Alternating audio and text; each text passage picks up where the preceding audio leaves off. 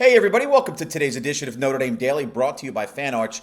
I'm Pete Mulroy, and I begin today with some tough news for the Irish as a whole, but specifically for the offensive line, a group that has really played well the past month plus of the season. For the second straight campaign, starting center Ashton Craig is going to see his season cut short due to injury. Now in his fourth go-round with the Irish, the junior is going to be forced to miss another season due to a left knee injury. Craig, you'll remember, missed 13 of Notre Dame's 16 contests a year ago, playoffs included, due to a torn ACL in the same knee. He was re-injured in Notre Dame's win over NC State on Saturday and is now going to begin rehab while the offensive line looks to regroup ahead of this weekend's home tilt with the USC Trojans. So stepping in for Craig against the Wolfpack was Joe Otting, who played well across the final 20-plus snaps of the contest.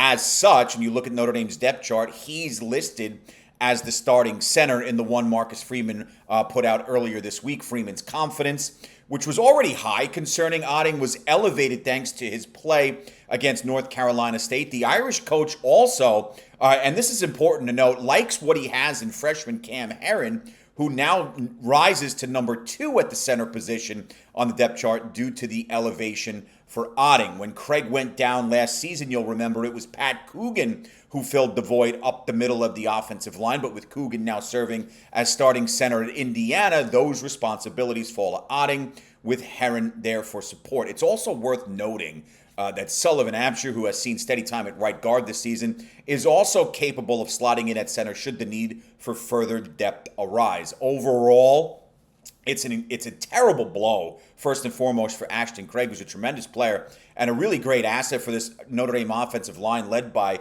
Coach Joe Rudolph. But now you have to go through this again, which sort of puts a damper on some of the growth this group has made, the front five specifically for Notre Dame, from a tough start this season against Miami, had their ups and downs against Texas A&M, but a group that has really come together, gelled, and played well the past couple of weeks. Now you've got to go through the motions again, down a starting center like they did last season, and it's the same guy with Ashton Craig. So you feel for the young man, and now it's going to be, well, how does this offensive line regroup ahead of another major game against perhaps your biggest rival in the USC Trojans? And as the week progresses, that's where the Irish now have their attention. 5-1 USC, who find themselves ranked 20th in the most latest edition of the AP poll after their impressive victory over Michigan this past weekend, despite a smattering of injuries, and I'll get more into that in a moment. The Trojans ran right through Michigan. If you saw the game, you know exactly what I'm talking about. This was a major win for both the program and head coach Lincoln Riley, who really has had, as we all know, his fair share of ups and downs since taking the helm in 2022. USC this season has wins over Purdue, Michigan State, and then number 15 Michigan this past weekend. They have that on the resume already. And while none of those, minus perhaps the Wolverines, are really going to stand out, USC's got to be feeling good coming into this one. In South Bend, quarterback Jaden Mayava has eclipsed 260 yards passing in 5 of 6 contests this season, put up a 412 spot in SC's beatdown of Georgia Southern back on September 6th. He's got 1,800 plus this year, 13 scores through the air, just 2 picks. He's got 4 rushing touchdowns as well on 50 yards and 21 carries, so he can do it all here. And in the receiving department, wideout Mekhi Lemon's been a nightmare for the opposition. A team leading by a whopping margin, 44 grabs for 680 and 6 touchdowns. The second leading receiver on the team, for instance, Jacoby Lane, has 18 grabs for 313 yards and 3 scores. This is an SC team, folks, that isn't going to shy away from putting the ball up, and they can do it with success. Mayava's a legitimate playmaker. Irish fans will remember him from last season, through for 360 and 3 scores in the regular season finale 49-35 win for the Irish in California. He did, however, throw 2 pick sixes, which will be the main memory for Irish fans in that one, which basically catapulted Notre Dame feeling really good into that playoff run, which ultimately led to them getting to the national championship game. And while this Irish defense has certainly been magnificent the past few weeks, they'll need to be firing across the board in this one. Consistent pressure up front with discipline and completing assignments are going to be essential going up against a USC team that will not shy away from putting the ball up and despite some injuries to the running back room, can run it with efficiency. And I did mention that a moment ago. There's a handful of injuries on this USC team, most notably to its backfield. Stud back Wayman Jordan suffered an ankle injury against Michigan. He's now expected to miss about, I would say, the next 6 weeks. And to make matters worse, his backup, Eli Sanders, was also banged up in the Michigan game. And earlier reports indicate that he's probably out Saturday against the Irish. So what does that mean for USC moving forward? Sophomore Brian Jackson, well, he's got a turf toe injury, but it's expected he'll be full go in South Bend. And with Jackson looking like he's going to be a key figure in that Trojan backfield, walk-on running back King Miller, who looked like everything but a walk-on Saturday, torched Michigan for a $158 on the ground, 18 totes and a score. He's going to open as SC's feature back this weekend. But when fully healthy and given the current injuries to the running back room, it makes sense.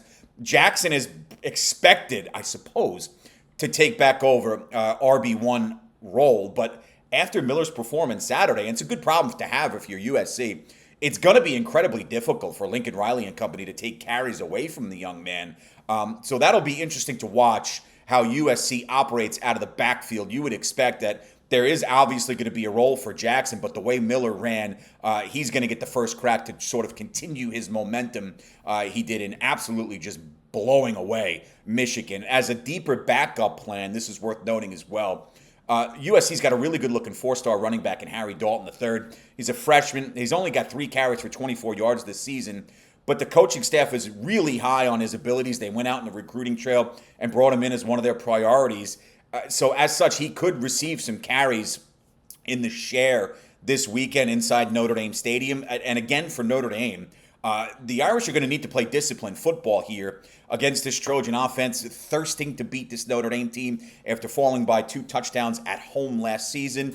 And while they're going to want to put the ball up on a consistent basis, they absolutely have the confidence in being able to run this football, and we'll see it all transpire. It's the battle for the Jules Shillelagh 7:30 kick, Saturday, October 18th, inside Notre Dame Stadium. It's always fun when the Irish and the Trojans get together. Now you got a battle of 13 Notre Dame, 20 USC. Notre Dame very much, by the way, back in the playoff picture here as they continue to move up the rankings, and you're able to get a victory here against USC, who just knocked off a then top 15 team in Michigan. It'll be a nice check of the box from a competitive and legitimate win for Notre Dame after perhaps the 2 best losses in America to 2 top 5 teams in Miami and Texas A&M.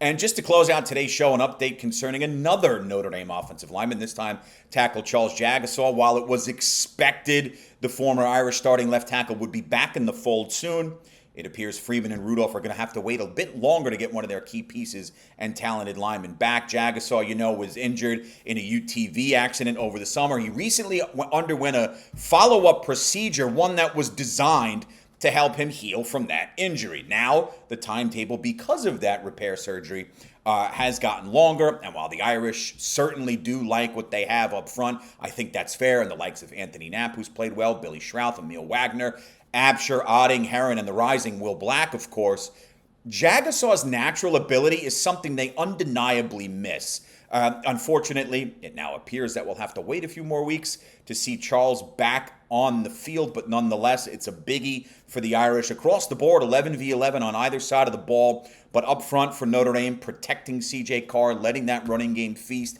and allowing your freshman quarterback to get the ball to his smattering of receivers, as we've seen, is going to be huge in this one. The offensive line, even Sans Jagasaw, as they've been all season, is going to be a major part in that. Plenty of time to break this one down as the week progresses. For now, have a great rest of your day.